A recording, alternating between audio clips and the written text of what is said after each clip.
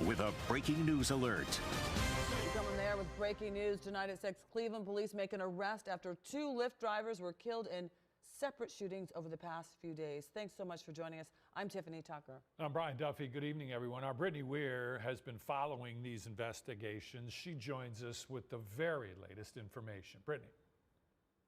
Cleveland police tell us they have arrested a 20-year-old male from Garfield Heights in connection to the murder of a Lyft driver from Sunday night. Now investigators are working to determine if that suspect is connected to another murder of a rideshare driver from Tuesday morning. Police found 56-year-old Antoine Latham dead inside his car Sunday night. It happened on Rose Hill Avenue near East 103rd Street. Police say the Lyft driver was shot in the head and then crashed into a guardrail. This afternoon, detectives arrested a 20-year-old man from Garfield Heights. Police also seized several guns.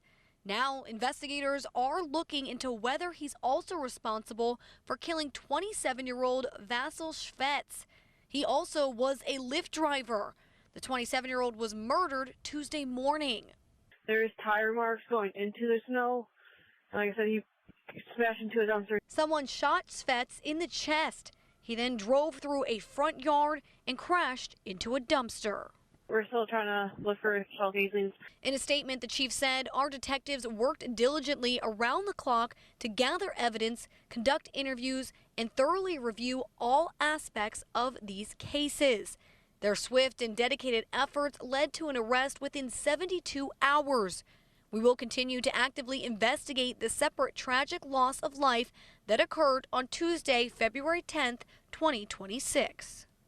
Police have not released that suspect's name yet, and they are still working to determine a motive. Originally, police were adamant that these 2 shootings were not connected.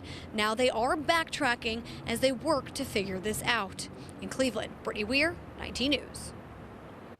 So Mayor Justin Bibb just released a statement on this arrest. He says murdering rideshare drivers are heinous crimes to the utmost degree, which is why we will be advocating that their punishment reflects the full gravity of this barbaric behavior.